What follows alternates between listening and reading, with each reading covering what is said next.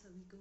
आज की वीडियो में हम बात करने वाले हैं श्री रामकृष्ण परमहंस जी के बारे में, जिन्होंने बताया कि आप कितने भी पथों का प्रयोग करो लेकिन आपकी मंजिल एक ही है, आपको एक ही जगह जाना है लास्ट में।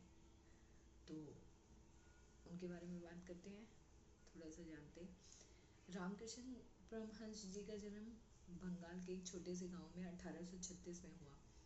उसके बाद में वो बचपन से ही भक्ति के मार्ग में लीन थे। सबसे पहले उनकी शुरुआत हुई दक्षिणेश्वर काली मंदिर से, जहाँ पे उन्होंने पुजारी के रूप में कार्य किया और अपने आप को पूर्णतः माता काली के लिए समर्पित किया।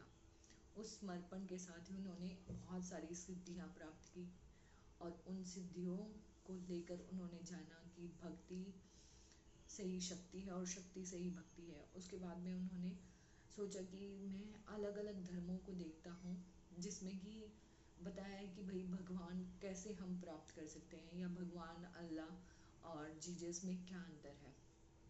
तो जैसे कई लोग बोलते हैं कि भाई मुझे मुस्लिम धर्म के बारे में बताया, मुझे इस धर्म के बारे में बताया, लेकिन उन्होंने ऐसा नहीं किया। उन्होंने मुस्लिम धर्म को अपनाया, उस अल्लाह को जानने के लिए उस धर्म को अपनाया और उस धर्म को अपना के जाना कि अल्लाह का हो या ईश्वर, वो एक ही है। और वो यही नहीं रुके, उन्होंने इसके बाद ईसाई धर्म को अपनाया। ईसाई धर्म को जानने के बाद उन्होंने हिंदू धर्म के जो अलग अलग पथ हैं, हिंदू धर्म में भी अलग अलग भाग हैं, उनके सहारे सोचा कि ईश्वर को जानने की कोशिश की। और लास्ट में जो उन्होंने एक मंत्र दिया वो यही दिया कि ततो मत ततो यथोपता, मतलब जितने मत हैं, जैसे मत हैं वैसे ही पथ हैं। मेरा इस मामले में मानना है कि हम धर्मों में आज के टाइम में जिस तरह से विभाजित हैं, हमें रामकृष्ण परमहंस जी से सीखना चाहिए कि हम कितने ही धर्मों में विभाजित हो जाएं, लेकिन लास्ट में हमें जाना उस अल्लाह ईश्वर के पास ही है। हम उसको एक सुप्रीम पावर मान के चलते हैं कि वो एक सुप्रीम पावर है, और वो सुप्रीम पावर हम सब के लिए सेम है, सबके लिए सेम काम करती है।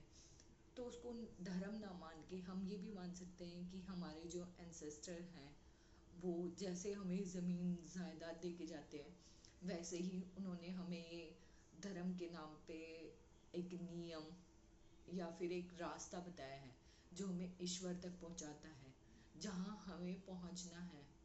जो लोग भगवान को नहीं मानते उनके लिए सबसे बड़ी चीज़ हो सकती है कि ये प्रकृति, ये नेचर, वो सोच सकते हैं कि भाई ह्यूमन का उन्हें पता है कि as an science human being कहाँ से आता है, कैसे उसका प्रोसेस है, अकॉर्डिंग टू साइंस वो बता सकते हैं।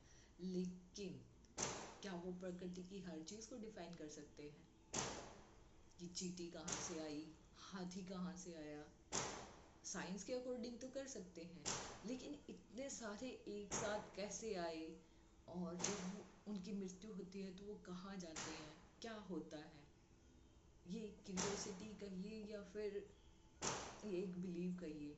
मेरा बिलीव तो है, मैं ये नहीं कहूँगी कि मेरा बिलीव उस भगवान में है या उस भगवान में है। मेरा बिलीव है एक सुप्रीम पावर में जो हम सबके लिए सेम काम करती है और हमें मोटिवेट करती है हमारे कर्म करने के लिए और हमें काइंड रहने के लिए।